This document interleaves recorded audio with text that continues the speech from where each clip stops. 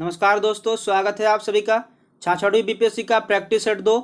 आज के इस वीडियो के माध्यम से कवर करेंगे। दिसंबर में बीपीएससी का पीटी एग्जाम लिया जाएगा, तो ऐसे में आपके पास समय बहुत कम है। एक प्रैक्टिस सेट आपको डेली अवश्य बनाना चाहिए, जिससे आपको पता चल सके कि आपकी तैयारी के स्तर कितनी हुई है और आपको किस सब्जेक्ट में और आपको फोकस करना है। तो पूरे प्रश्नों को बनाइए और अपना स्कोर कमेंट में बताइए। अगर इसका आप पीडीएफ डाउन करना चाहते हैं तो आप टेलीग्राम ज्वाइन कर सकते हैं, वहाँ से आपको सभी पीडीएफ मिल जाएंगे। और जो दोस्त चैनल पर नया है, चैनल को सब्सक्राइब करके बेल आइकन को प्रेस कर लें, ताकि हमारे चैनल के माध्यम से नेक्स्ट वीडियो का नोटिफिकेशन आपको मिलती रहे। तो आइए बनाते हैं। पहला क्वेश्चन है, निम्नलिखित में से किसे विदेश मंत्रालय के सचिव के रूप में नियुक्त किया गया है? ऑप्शन है विकास स्वरूप, रीवा दास गांगुली, या हर्षवर्धन श्रृंगला, या नवतेज सरना, या इनमें से कोई नहीं। विदेश मंत्रालय के सचिव के रूप में किसे नियुक्त किया गया है? तो इसका आंसर हो जाएगा ऑप्शन नंबर बी, रीवा दास गांगुली। रीवा दास गांगुली को विदेश मंत्रालय के सचिव के रूप में नियुक्त किया गया है और उनकी नियुक्ति विजय ठाकुर सिंह के स्थान पर की गई है। तो आपको याद रखना है, रीवा दास गांगुली अभी वर्तमान में विदेश मंत्रालय के सचिव के नियुक्त की गई हैं और नियुक्ति के समय बांग्लादेश में भारत की उच्चायुक्त थी। तो इसका आंसर हो जाएगा option number B. Next question है, राष्ट्रीय खनिज विकास निगम एनएमडीसी के अध्यक्ष एवं प्रबंध निदेशक के रूप में किसे नियुक्त किया गया है?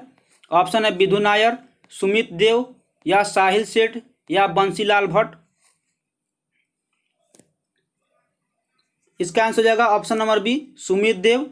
राष्ट्रीय खनिज विकास निगम के अध्यक्ष एवं प्रबंध निदेशक के रूप में सुमित देव को नियुक्त किया गया है।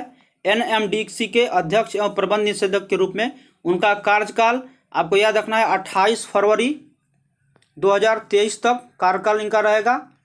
और एनएमडीसी भारत का एक लौह अयस्क खनन का प्रमुख इकाई है।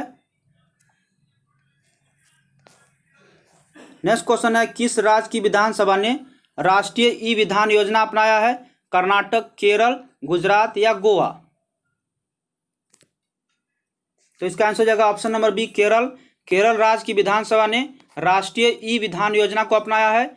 नेशनल ई विधान एप्लीकेशन NEVA है और यह केंद्रीय संसदीय मामले मंत्रालय के द्वारा शुरू की गई एक पहल है और इनके द्वारा देश के सभी विधानसभाओं को पेपरलेस व डिजिटल बनाया जाना है। तो इसका आंसर हो जाएगा ऑप्शन नंबर बी, केरल ने ई राष्ट्रीय विधानसभा योजना को अपनाया है। नेक्स्ट क्वेश्चन है, किस वर्ष भारत को विश्व का सर्वाधिक जनसंख्या वाला देश घोषित किया जाएगा या कब तक यह हो जाएगा? 2026, या 2027, या 2028, या 2030? किस वर्ष भारत विश्व का सर्वाधिक जनसंख्या वाला देश हो जाएगा? तो इसका आंसर हो जाएगा ऑप्शन नंबर बी, 2027। वर्ष 2027 में भारत विश्व में सर्वाधिक आबादी वाला देश बन जाएगा। द वर्ल्ड पॉपुलेशन एक्सपोर्ट 2019 नाम की इस रिपोर्ट ने कहा है कि 2019 में भारत की अनुमानित आबादी 1.37 अरब है, जबकि चीन की आबादी है 1.42 अरब। चीन की आबादी 1.42 है और भारत की वर्तमान में 2019 के अनुसार 1.37 अरब है। तो इस अनुसार 2027 तक भारत की आबादी चीन से ज़्यादा हो जाएगी। तो इसका आंसर हो जाएगा option number B. Next question है, किस देश ने असाधारण प्रतिभा को आकर्षित करने के लिए गोल्डन योजना शुरू की है? संयुक्त अरब अमीरात, या सऊदी अरब, या कुवैत, या इराक? इसका आंसर हो जाएगा ऑप्शन नंबर ए, संयुक्त अरब अमीरात। UAE ने असाधारण प्रतियोगियों को आकर्षित करने के लिए गोल्डन कार्ड वीजा योजना शुरू की है और इस कार्ड की अवधि 10 साल होगी। तो आपको याद रखना है, सऊदी अरब ने असाधारण प्रतिमा को आकर्षित करने के लिए गोल्डन योजना शुरू की गई है। ये आपके एग्जाम की दृष्टि से काफ़ी इंपॉर्टेंट क्वेश्चन रहेगा, तो आपको याद रखना है। नेक्स्ट क्वेश्चन है, किस राज्य की 2 परियोजनाओं को संयुक्त राष्ट्र पुरस्कार मिला है? कर्नाटक, गुजरात, या पश्चिम बंगाल, या हरियाणा? इसका आंसर हो जाएगा ऑप्शन नंबर सी, पश्चिम बंगाल। पश्चिम बंगाल की 2 परियोजनाओं को संयुक्त राष्ट्र पुरस्कार मिला है अभी हाल ही में। तो आपको याद रखना है, ये 2 परियोजना कौन सा है? उत्कर्ष बांग्ला और सबूज साथी, ये 2 परियोजनाएं हैं जिसको संयुक्त राष्ट्र पुरस्कार मिला है। उत्कर्ष बांग्ला परियोजना का उद्देश्य क्या है? उन कुशल उम्मीदवारों को एक पुल बनाना है जो उद्योग के लिए तैयार है और यह एक विशेष रूप से स्कूल को जोड़ने के लिए है। सबुजी साथी योजना 9वीं से 12वीं तक के छात्रों को 40 लाख साइकिल वितरण करने की योजना है। तो यह 2 परियोजना है जिसको संयुक्त राष्ट्र द्वारा पुरस्कार मिला है, जो पश्चिम बंगाल की है। तो आपको याद रखना है। नेक्स्ट क्वेश्चन है, निम्नलिखित में से किसके द्वारा भारत के आर्टिफिशियल इंटेलिजेंस पोर्टल AI.gov.in को लॉन्च किया है? किसके द्वारा भारत के आर्टिफिशियल एजेंसी पोर्टल AI.gov.in को लॉन्च किया गया है? रामविलास पासवान या रविशंकर प्रसाद या प्रकाश जावड़ेकर या JP नड्डा? इसका आंसर हो जाएगा ऑप्शन नंबर बी, रविशंकर प्रसाद। रविशंकर प्रसाद के द्वारा भारत के आर्टिफिशियल एजेंसी पोर्टल AI.gov.in को लॉन्च किया गया है। मोदी सरकार के दूसरे कार्यकाल का 1 वर्ष पूरा होने पर केंद्रीय मंत्री आर्टिफिशियल एजेंसी पोर्टल को लॉन्च किए और रविशंकर प्रसाद ने युवाओं के लिए रिस्क एक्सपोविलर AI फॉर यूथ भी लॉन्च किया है। तो आपको ध्यान रहेगा, ये इंपॉर्टेंट प्रश्न रहेगा आपके एग्जाम में, तो इसको आप अवश्य याद रखें। नेक्स्ट क्वेश्चन है, राष्ट्रीय हरित न्यायाधिकरण ने किस राज्य पर गंगा नदी को क्षति पहुंचाने के लिए जुर्माना लगाया है? बिहार, पश्चिम बंगाल या झारखंड या गुजरात? राष्ट्रीय हरित न्यायाधिकरण ने किस राज्य पर गंगा नदी को क्षति पहुंचाने के लिए जुर्माना लगाया है? तो इसका आंसर हो जाएगा ऑप्शन नंबर ई, इनमें से कोई नहीं या एक से अधिक। राष्ट्रीय हरित न्यायाधिकरण ने इनमें से कोई ऑप्शन नहीं है गंगा नदी पर क्षति पहुंचाने के लिए जो जुर्माना लगाया है। आपको बता दें किस राज्य पर है, बिहार है, झारखंड है और पश्चिम बंगाल की सरकारों को नेशनल ग्रीन ट्रिब्यूनल के तहत 2020 में 25-25 लाख रुपए का जुर्माना भरने का आदेश दिया है। और इन राज्यों के तहत दंड जो है गंगा नदी के प्रदूषण को रोकने के लिए लगाया गया है। राष्ट्रीय हरित प्राधिकरण NGT अधिनियम 2010 द्वारा भारत में 18 अक्टूबर 2010 को राष्ट्रीय हरित न्यायाधिकरण की स्थापना की गई थी। और NGT की स्थापना का मुख्य उद्देश्य क्या है? पर्यावरण संबंधी जितना भी मुद्दा है उसको निपटारा करना, जिससे देश की अदालतों में लगे मुकदमों को भार कर कम किया जा सके। तो इनके द्वारा अभी हाल ही में गंगा नदी पर क्षति जो हुआ है उसको जुर्माना लगाया गया है 3 राज्यों को, जिसमें बिहार है, झारखंड है और पश्चिम बंगाल है। तो इसके तहत 25-25 लाख रुपए का हाल ही में जुर्माना लगाया गया है। नेक्स्ट क्वेश्चन है, चागोस द्वीप समूह विवाद जो है किन 2 देशों के मध्य रहा है? ऑप्शन है ब्रिटेन और मॉरिशस, चीन और ताइवान या ब्रिटेन और आयरलैंड या अमेरिका और कनाडा? चागोस द्वीप विवाद समूह किन 2 देशों के मध्य रहा है? तो इसका आंसर हो जाएगा ऑप्शन नंबर ए, ब्रिटेन और मॉरिशस। चागोस द्वीप समूह ब्रिटेन और मॉरिशस के बीच विवाद है और यह विवाद 1965 से बना है, जबकि मॉरिशस को ब्रिटेन से आज़ादी कर दिया गया है लेकिन इस द्वीप पर अपना अधिकार बनाए रखा है। चागोस द्वीप समूह कहाँ है? तो हिंद महासागर का केंद्रीय भाग में स्थित 7 एटोलों का एक समूह है और यह द्वीप मालदीव से लगभग 500 किलोमीटर दक्षिण में है। तो आपको याद रखना है ब्रिटेन और मॉरिशस के बीच यह विवाद रहा है, चागोस द्वीप समूह। नेक्स्ट क्वेश्चन है, किस राज्य सरकार ने गर्भवती और स्तनपान कराने वाली महिलाओं को पोषण किट प्रदान करने के लिए मुख्यमंत्री मातृ पुष्टि उपहार योजना शुरू किया है? त्रिपुरा, पश्चिम बंगाल या असम या ओडिशा?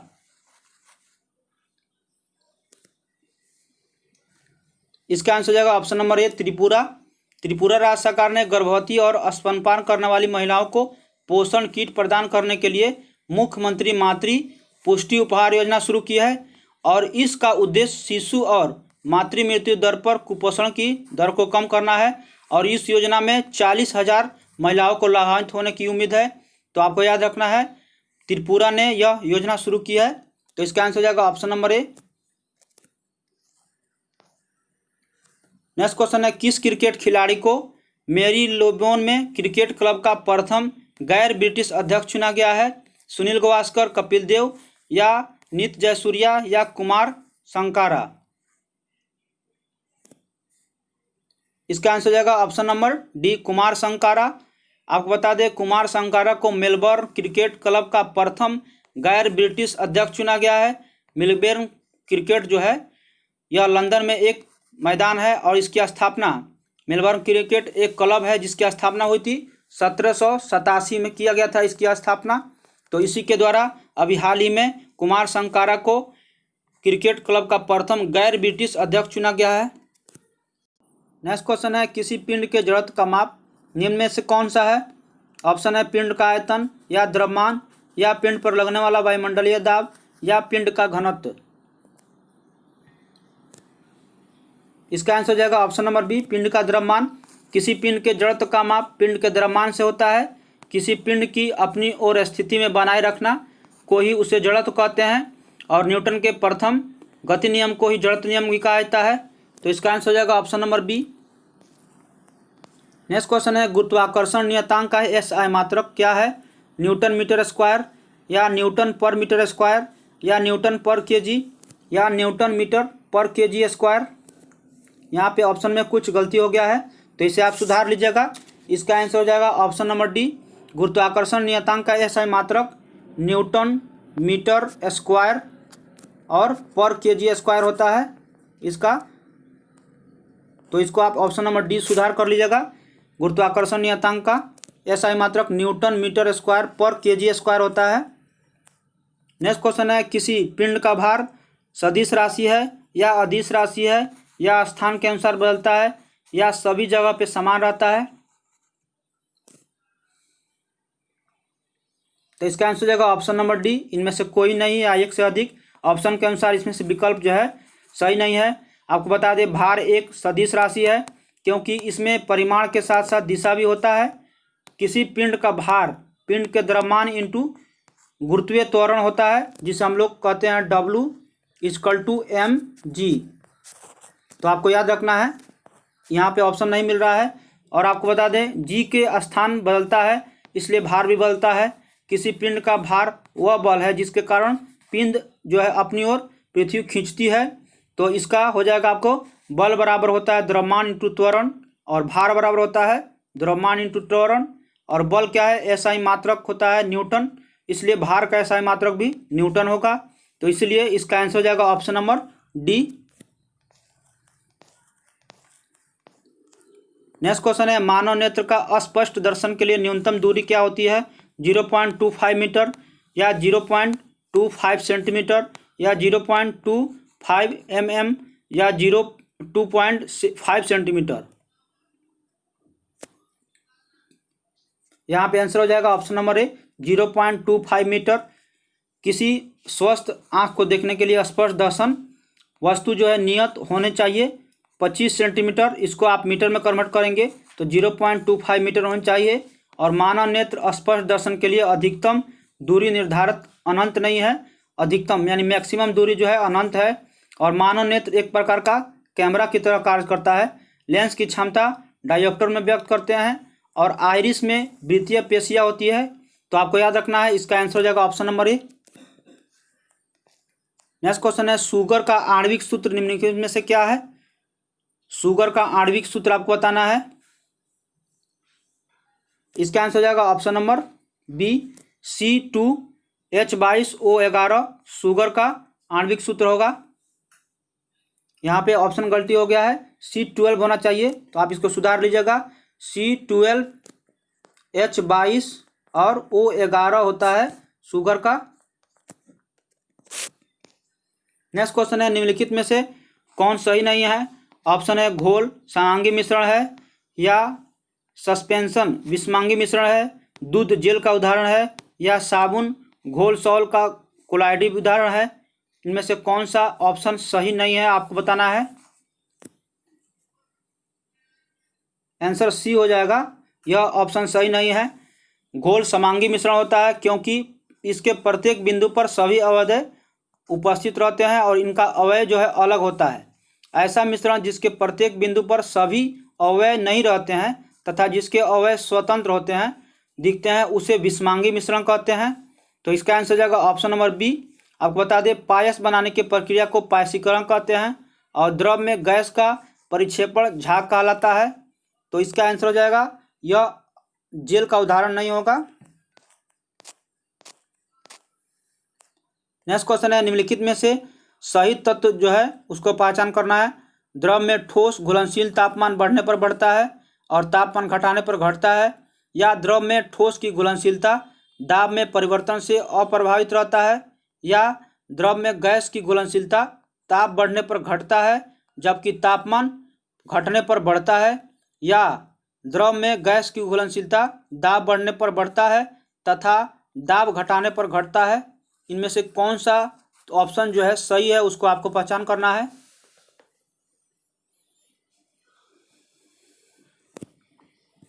इसका आंसर हो जाएगा ऑप्शन नंबर डी। इनमें से कोई ऑप्शन नहीं मिल रहा है या एक से अधिक। आपको बता दें, द्रव में ठोस की घुलनशीलता ताप के सीधा समानुपाती होता है, अनुपाती। द्रव में ठोस की घुलनशीलता ताप के सीधा अनुपाती होता है और द्रव में ठोस की घुलनशीलता दाब से अप्रभावित रहता है। और आपको बता दें, द्रव में गैस की घुलनशीलता ताप के व्युत्क्रमानुपाती होता है और द्रव में गैस की घुलनशीलता दाब के सीधा अनुपाती होता है। तो ये जो है इसका आंसर हो जाएगा पूरा, आपको बता दिया। तो इनमें से एक से अधिक या कोई नहीं हो रहा है, तो आपका ऑप्शन हो जाएगा ई नंबर सही आंसर हो जाएगा। नेक्स्ट क्वेश्चन है, बिजली के बल्ब का चमकना जो होता है कौन सा परिवर्तन है? भौतिक परिवर्तन या रासायनिक परिवर्तन, या पहले भौतिक और फिर बाद में रासायनिक, या पहले रासायनिक और बाद में भौतिक? बिजली के बल्ब का चमकना जो है कौन सा परिवर्तन है? तो इसका आंसर हो जाएगा ऑप्शन नंबर ए, भौतिक परिवर्तन। बिजली के बल्ब का चमकना भौतिक परिवर्तन का उदाहरण है। भौतिक परिवर्तन वह परिवर्तन है जो पुनः अपने पूर्व अवस्था में वापस आ जाए। रासायनिक परिवर्तन वह है जो अपने पूर्व अवस्था में वापस नहीं आए। तो बिजली के बल्ब में विद्युत पहुंचने पर वह चमकता है और बल्ब से विद्युत विच्छेद करने पर पुनः अपनी अवस्था में आ जाता है। तो बल्ब के चमकने के समय कोई नया पदार्थ नहीं बनता है, तो इसलिए इसका आंसर हो जाएगा ऑप्शन नंबर ए, भौतिक परिवर्तन। और दूध से दही बनना रासायनिक परिवर्तन है। ये प्रश्न जो है बार बार आपको भौतिक और रासायनिक से एक प्रश्न देते हैं, तो आपको ध्यान रखना है कौन सा परिवर्तन क्या होगा। नेक्स्ट क्वेश्चन है, वायु में स्थित विभिन्न गैसीय अवयवों को पृथक करना निम्न में से किस विधि से किया जाता है? फिल्ट्रेशन द्वारा, या सेंट्रीफ्यूगल फोर्स द्वारा, या वाष्पीकरण द्वारा, या फ्रैक्शनल डिस्टिलेशन द्वारा, जिसे हम लोग कहते हैं फ्रैक्शनल डिस्टिलेशन। तो इनमें से कौन सा आंसर होगा आपको बताना है जल्दी से। इसका आंसर हो जाएगा ऑप्शन नंबर डी। आप वीडियो को रोज रोक करके ऑप्शन को सोच सकते हैं। मैं यहाँ पे क्वेश्चन की संख्या सीमित है, इसलिए ज़्यादा वीडियो लंबा ना हो, तो इसका आंसर हम जल्दी से बताते जा रहे हैं। तो इसका आंसर हो जाएगा ऑप्शन नंबर डी। आप वीडियो को रोक करके पॉज करके आंसर को सोचें। वायु में स्थित विभिन्न गैसीय अवयव का पृथक्करण जो होता है उसे फ्रैक्शनल डिस्टिलेशन कहते हैं, और इसके द्वारा, इस विधि के द्वारा दो या दो से अधिक द्रवों को अलग क्वथनांक के आधार पर किया जाता है। तो इसलिए इसका आंसर हो जाएगा option number D. Next question है, कार्बन टेट्राक्लोराइड एक अणु में उपस्थित परमाणुओं की कुल कितनी संख्या होता है? 1, 2 या 3 या 4? कार्बन टेट्राक्लोराइड में एक अणु में उपस्थित परमाणुओं की कुल कितनी संख्या होती है? तो इसका आंसर हो जाएगा ऑप्शन नंबर ई, इनमें से कोई या नहीं या एक से अधिक। कार्बन टेट्राक्लोराइड एक अणु में उपस्थित परमाणुओं की संख्या, इनमें से ऑप्शन नहीं मिल रहा है। तो कार्बन टेट्राक्लोराइड को कई नामों से आप जानते हैं, आपको याद रखना है।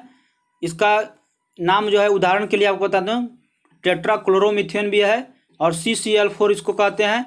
इसकी मोलर संख्या भी कभी कभी पूछी जाती है और इसका क्वथनांक होता है 76.72 डिग्री सेल्सियस, 76.72 डिग्री सेल्सियस होता है। CCl4 में घुलनशील आपको बता दें, chloroform, benzene, carbon dioxide, alcohol आदि ये सभी घुलनशील हैं। और कार्बन टेट्राक्लोराइड का अणु सूत्र जो है CCl4 भी आपको याद रखना है। तो इससे भी रिलेटेड आपको एग्जाम में एक प्रश्न अवश्य रहेगा, आपको रासायनिक सूत्र याद रखना है। नेक्स्ट क्वेश्चन है, स्याही निम्न में से कोलाइड के किस रूप का उदाहरण है? सॉल का, या सॉलिड सॉल का, या एरोसॉल का, या इमल्सन का? इसका आंसर हो जाएगा ऑप्शन नंबर ए, सॉल का। आपको बता दें, स्याही इंक जैसे हम कहते हैं, सॉल का क्लोराइड है। और क्लोराइड एक ऐसा घोल है जिसमें विलेय के कण का आकार विलयन तथा निलंबन के बीच होता है। और कोलाइड सॉल्यूशन के 7 वर्ग है। आपको याद रखना है 7 वर्ग है, sol, solid sol, aerosol, emulsion, foam, solid form और जेल, ये है। और स्याही सॉल का उदाहरण है। सॉल एक ऐसा कोलाइड है जिसमें ठोस कण द्रव्यमान माध्यम से मिला होता है, और इंक, साबुन, घोल, स्टार्च एवं अधिकांश पेंट जो होते हैं सॉल के उदाहरण होते हैं। तो इसका आंसर ऑप्शन नंबर ए हो जाएगा, तो आपको याद रखना है। नेक्स्ट क्वेश्चन है, क्लोरीन परमाणु में वैलेंस इलेक्ट्रॉन की संख्या कितनी होती है? 1, 8, 7 या 10? क्लोरीन परमाणु में संयोजी इलेक्ट्रॉन की संख्या कितनी होगी, वैलेंस इलेक्ट्रॉन? तो इसका आंसर जाएगा ऑप्शन नंबर सी, 7 होता है। आपको याद रखना है क्लोरीन परमाणु में इलेक्ट्रॉन की संख्या 7 होती है। इसका परमाणु संख्या 17 होता है। अतः क्लोरीन का परमाणु में प्रोटॉन भी 17 होगा। चूँकि समान स्थिति में आप जानते हैं कि प्रोटॉन की संख्या इलेक्ट्रॉन की संख्या के बराबर होती है, इसलिए क्लोरीन में परमाणु के नाभिक में के बाहर 17 इलेक्ट्रॉन होंगे।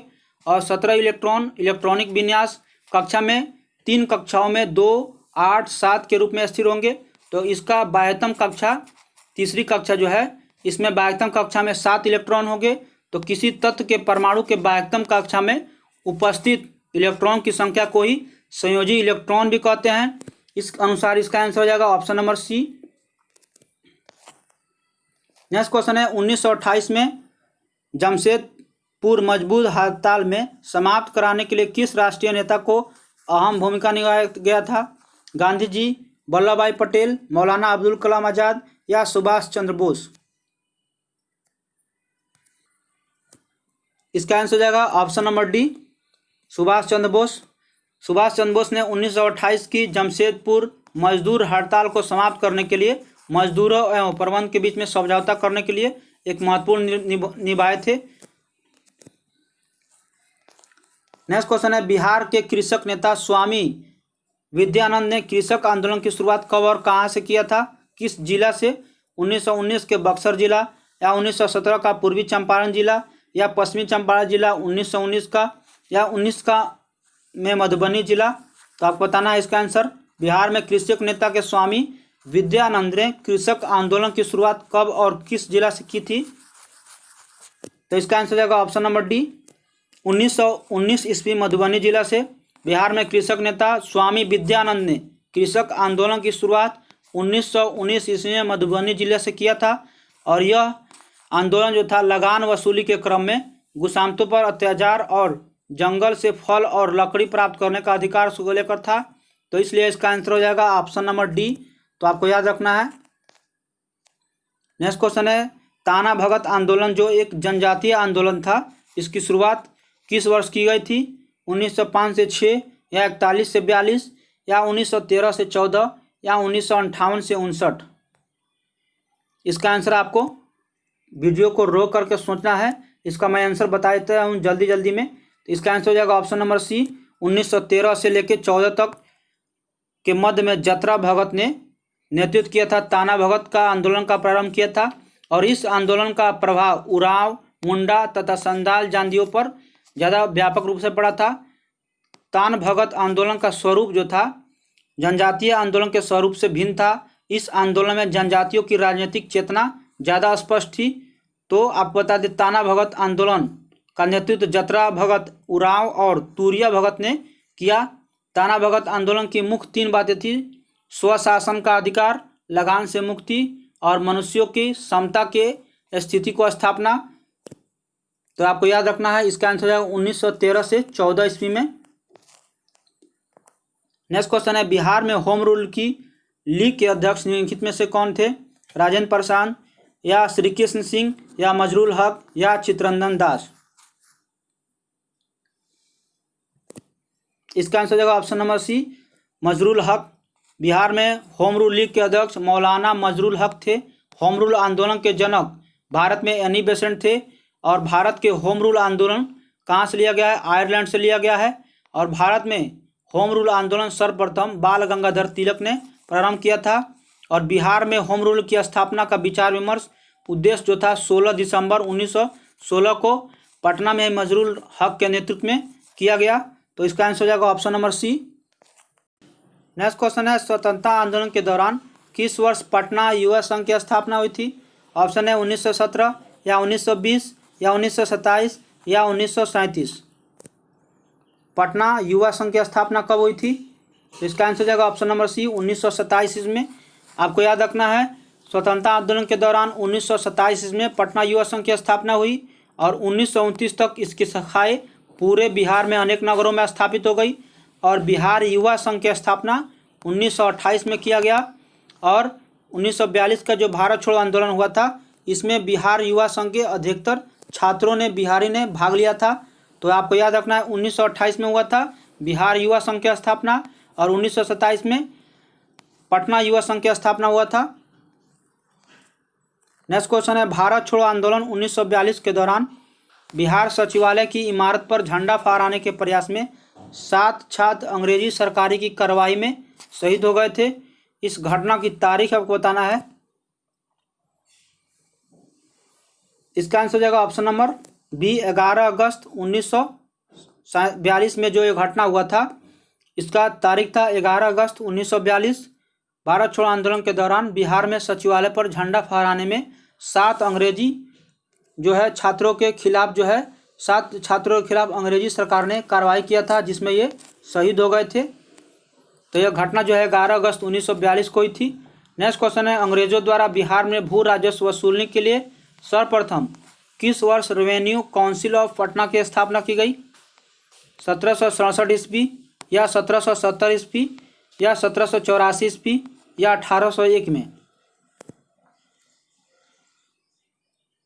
इसका आंसर हो जाएगा ऑप्शन नंबर बी 1770 ईस्वी में अंग्रेजी द्वारा बिहार में भू राजस्व वसूलने के लिए सर्वप्रथम 1770 में रेवेन्यू काउंसिल ऑफ पटना की स्थापना की गई थी और 1770 में बिहार के लिए एक लगान परिषद का भी गठन हुआ जो रेवेन्यू काउंसिल ऑफ पटना कहलाई।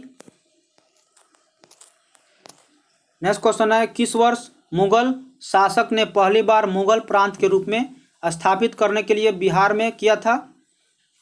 किस मुगल शासक ने के काल में पहली बार मुगल प्रांत के रूप में स्थापित हुआ था बिहार में? बाबर, हुमायूं, अकबर या जहांगीर? तो इसका आंसर हो जाएगा ऑप्शन नंबर सी मुगल शासक अकबर के काल में पहली बार बिहार मुगल प्रांत के रूप में स्थापित हुआ था। तो इसका आंसर हो जाएगा ऑप्शन नंबर सी अकबर। आपको बता दें 1574 ईस्वी में अकबर पटना नगर को जीता और अफगान शासक मुल्ला दाऊद खान किरवानी पटना से भाग गया और 1580 में बिहार को मुगल साम्राज्य का एक सूबा का दर्जा प्राप्त हुआ। अकबरकालीन बिहार के मुगल प्रांतियों में राजा मान सिंह सबसे प्रसिद्ध हुआ और राजा मान सिंह ने रोहतास को अपनी राजधानी बनाया था और 1587 से 1594 ईस्वी तक राजा मान सिंह ने बिहार का मुगल सत्ता को सुदृढ़ता प्रदान किया था। तो इसका आंसर हो जाएगा ऑप्शन नंबर सी अकबर के काल में ही बिहार को प्रांत को एक मुगल प्रांत के रूप में स्थापित किया गया था। नेक्स्ट क्वेश्चन है मौर्य प्रशासन में सीता अध्यक्ष किस विभाग का प्रमुख होता था? वस्त्र उद्योग या राजभूमि का विभाग का प्रमुख या मौप तौल प्रणाली का विभाग या चारा अध्यक्ष का विभाग का? मौर्य प्रशासन में सीता अध्यक्ष किस विभाग का अध्यक्ष या प्रमुख होता था? यह प्रश्न जो है काफ़ी बार पूछा भी जा चुका है। तो आपको याद रखना है इसका आंसर हो जाएगा ऑप्शन नंबर बी राजभूमि का विभाग का प्रमुख होता था मौर्य प्रशासन में सीता अध्यक्ष। सूत्राध्यक्ष आपको बता दें वस्त्र का प्रमुख होता था कटाई बुनाई वाला और पौतवाध्यक्ष जिसे कहते हैं हम लोग माप तौल का विभाग का जो होता है उसको प्रमुख कहते हैं और विविधता अध्यक्ष जो चारा गाह भूमि होता है उसका प्रमुख होता था। तो इससे रिलेटेड प्रश्न जो है एक अवश्य पूछा जाता है। नेक्स्ट क्वेश्चन है सूची को मिलान करना है। हॉर्टिकल्चर किससे है? पोमोलॉजी का संबंध किससे है? पैथोलॉजी का संबंध किससे है और साइटोलॉजी का संबंध किससे है? तो आपको बताना है किसका संबंध किससे है ऑप्शन के अनुसार। यहाँ पे सूची 1 को सूची 2 से मिलान करना है। तो इसका आंसर जाएगा ऑप्शन नंबर बी। आपको बता दें हॉर्टिकल्चर उद्यानों का अध्ययन है, पोमोलॉजी फलों का अध्ययन है, पैथोलॉजी रोगों का अध्ययन है, साइटोलॉजी कोशिका का अध्ययन है और इससे रिलेटेड जो है हमेशा पूछा जाता है। तो इसका आंसर हो जाएगा ऑप्शन नंबर बी जो है सही होगा। और रोग को ठीक करने के लिए जो विज्ञान कहते हैं थेराप्यूटिक्स कहते हैं, ब्रिक का अध्ययन नेफ्रोलॉजी कहलाता है, तो इससे रिलेटेड प्रश्न जो है एग्जाम में पूछे जाएंगे। नेक्स्ट क्वेश्चन है, सौर विकिरण से पृथ्वी के किसी स्थान पर मिलने वाली ऊर्जा को प्रभावित करने वाले कारक कौन सा है? रात में आकाश के तारों की उपस्थिति, या स्थान का अक्षांशीय स्थिति, या वायुमंडल के अवयव, या दिन की अवधि? इसका आंसर हो जाएगा ऑप्शन नंबर सी। सौर विकिरण में पृथ्वी से किसी स्थान पर मिलने वाली जो मात्रा ऊर्जा है निम्न कारणों से प्रभावित होता है। आपको बता दें, स्थान की अक्षांशीय स्थिति, वायुमंडलीय दाब के अवयव, या दिन की अवधि जो है ये सब। और पृथ्वी पर सभी जितना भी जैविक ऊर्जाओं का स्रोत है यह सब सूर्य से होता है, और सूर्य से पृथ्वी पर विकिरण के माध्यम से ही प्रकाश एवं ऊष्मा ऊर्जा पहुंचता है। और अवरक्त विकिरण पृथ्वी पर गर्मी का मुख्य कारण है। और पृथ्वी के वायुमंडल में प्रमुख घटक भी पूछा जाता है। नाइट्रोजन होता है, ऑक्सीजन होता है, आर्गन होता है, कार्बन डाइऑक्साइड गैस होता है। ये सभी गैस होते हैं पृथ्वी के वायुमंडल में घटक होते हैं। तो आपको याद रखना है किसका प्रतिशत भी पूछा जाता है, कितना परसेंट होता है, तो पूरा आप इसको याद रखिए। इससे भी प्रश्न जो है पिछली बार बीपीएससी में पूछा गया है। तो इसका आंसर हो जाएगा ऑप्शन नंबर ई, इनमें से कोई या एक से अधिक। नेक्स्ट क्वेश्चन है, भारत में कितने राज्यों की सीमा जो है चीन से मिलती है? 7, 6, 5 या 4? इससे प्रश्न एक बार अवश्य पूछा जाएगा। अभी हाल ही में चीन से विवाद चल रहा है, तो आपको याद रखना है चीन से रिलेटेड प्रश्न जो है काफ़ी पूछे जाएंगे आपके आने वाले जो भी एग्जाम होगा उसमें। तो इसका आंसर हो जाएगा ऑप्शन नंबर डी, 4। चीन की सीमा से 4 राज्य मिलती है, जिसमें हिमाचल प्रदेश है, उत्तराखंड है, सिक्किम है, अरुणाचल प्रदेश है। जम्मू कश्मीर से बता देता हूँ, 2 केंद्र शासित प्रदेशों में जो बट गया है। चीन की सीमा जो है अब 4 राज्यों से बढ़ता है।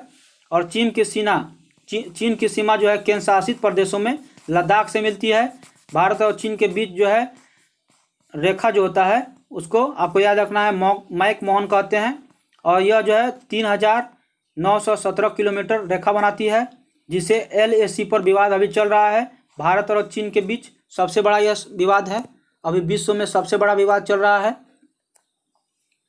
नेक्स्ट क्वेश्चन है, कुल्लू, कांगला, नामचा बरवा और नागा पहाड़ी जो है हिमालय के किस प्रादेशिक क्षेत्र से खंड के अंतर्गत आते हैं? कुल्लू, कांगड़ा, नामचा बरवा, नागा पहाड़ी क्षेत्र हिमालय के प्रादेशिक विभाजन के किस खंड के अंतर्गत आते हैं? नेपाल, या कुमायूं हिमालय, या असम हिमालय, या पंजाब हिमालय? इसका आंसर हो जाएगा option number C, Assam Himalaya. Kullu, Kangri, Namcha Barwa, Naga पहाड़ी ये सभी क्षेत्र जो है असम हिमालय के प्रादेशिक विभाजन खंड के अंतर्गत आते हैं। हिमालय का प्रादेशिक विभाजन भी 4 भागों में है, तो इससे भी रिलेटेड प्रश्न आपको याद रखना है किस भाग में कौन सा आता है। नेक्स्ट क्वेश्चन है, पुदुचेरी केंद्रशासित प्रदेश के संबंध में कौन सा कथन जो है गलत है, असत्य आपको बताना है। पुदुचेरी केंद्र शासित प्रदेश है, इससे संबंधित आपको प्रश्न बताना है। यहाँ पे इस केंद्र शासित प्रदेश में प्रमुख स्थल यमन, पुदुचेरी, कारगिल एवं माहे हैं, या इस केंद्र शासित प्रदेश में पूर्वी स्थल तट तथा पश्चिमी तट दोनों हैं, या इससे पहले फ्रांसीसियों का इस पर अधिकार था, या इस केंद्र शासित प्रदेश में विधान सभी हैं। इनमें से कौन सा कथन जो है गलत है उसको आपको ऑप्शन में चुनना है। तो इसका आंसर हो जाएगा ऑप्शन नंबर ई, इनमें से कोई नहीं या एक से अधिक है। इसका ऑप्शन ई होगा। पुदुचेरी आपको बता दें केंद्र शासित प्रदेश के संबंध में ऑप्शन यहाँ पे नहीं मिल रहा है, एक से अधिक होगा यह। आपको बता दें भारत में फ्रांसीसी स्थानों को 1954 ईस्वी में फ्रांस सरकार ने भारत से सरकार को सौंप दिया था। तो इसमें विकल्प A, B, C, D उल्लेखित सभी जो है तत्व जो है केंद्र शासित प्रदेश से सही है।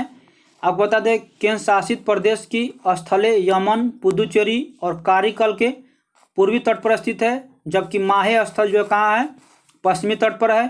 पुदुचेरी केंद्र शासित प्रदेश के सभी स्थल पहले फ्रांसीसी के अधीन थे और 14वीं संविधान संशोधन 1962 द्वारा इसे केंद्र शासित प्रदेश का दर्जा दिया गया और वहाँ विधानसभा एवं मंत्रिपरिषद का प्रावधान किया गया। तो इसका आंसर हो जाएगा ऑप्शन नंबर ई। नेक्स्ट क्वेश्चन है, निम्नलिखित में से भारत के किस राज्य की समुद्री तट सबसे लंबा है? तमिलनाडु, आंध्र प्रदेश, महाराष्ट्र या कर्नाटक? भारत के किस राज्य का समुद्री तट सबसे अधिक लंबा है? आंसर हो जाएगा option number B, Andhra Pradesh. दिए गए विकल्प में आपको बता दें आंध्र प्रदेश जो है समुद्री तट सबसे अधिक लंबा है भारत में सबसे लंबा समुद्र तट गुजरात का है, लेकिन यहाँ पे ऑप्शन के अनुसार आपको देखना होगा, ऑप्शन बी होगा। और आपको बता दें भारत में सबसे छोटी समुद्र सीमा वाला भी पूछा जाता है, तो आपको गोवा याद रखना है। नेक्स्ट क्वेश्चन है, प्रकाश में 7 रंगों में सबसे ज़्यादा चाल किस रंग में होता है? रेड में, या वायलेट में, या ब्लू में, या येलो में? प्रकाश में 7 रंगों में सबसे ज़्यादा चाल जो है किस रंग में होता है? इसका आंसर हो जाएगा option number A, Lal, red रंग में। आपको बता दें प्रकाश में 7 रंगों में सबसे ज़्यादा चाल लाल रंग का होता है, और सबसे ज़्यादा तरंगदैर्घ्य प्रकाश जो होता है लाल रंग के प्रकाश में होता है, और सबसे कम आवृत्ति फ्रीक्वेंसी लाल रंग के प्रकाश में होता है, और सबसे कम विचलन भी लाल रंग के प्रकाश में होता है। तो आपको याद रखना इससे रिलेटेड। और बैगनी रंग का तरंगदैर्घ्य सबसे कम होता है। नेक्स्ट क्वेश्चन है, हीरा निम्न में से किसका उदाहरण है? धातु, उपधातु, या अधातु, या मिश्र धातु? तो इसका आंसर होगा ऑप्शन नंबर सी, अधातु। हीरा अधातु का उदाहरण है। हीरा जो है कार्बन के अपरूप है, और समान रूप से अधातु मुलायम होता है, परंतु हीरा जो है अधातु है, जो सबसे एक कड़ा पदार्थ है। तो आपको याद रखना है, इसका आंसर हो जाएगा ऑप्शन नंबर सी। मैंने इसमें टोटल 40 प्रश्नों को डिस्कशन करवाया है। वीडियो अच्छा लगे तो लाइक कर दें, शेयर कर दें दोस्तों के ग्रुपों में, ताकि उनको भी लाभ मिल सके। और जो दोस्त चैनल पर नए हैं, चैनल को सब्सक्राइब करके बेल आइकन को प्रेस कर लें। अगर इसका PDF डाउनलोड करना चाहते हैं तो आप टेलीग्राम ज्वाइन कर सकते हैं, वहाँ से सभी प्रकार के आपको PDF मिल जाएंगे। तो मिलते हैं नए अपडेट के साथ, तब तक के लिए जय हिंद, जय भारत।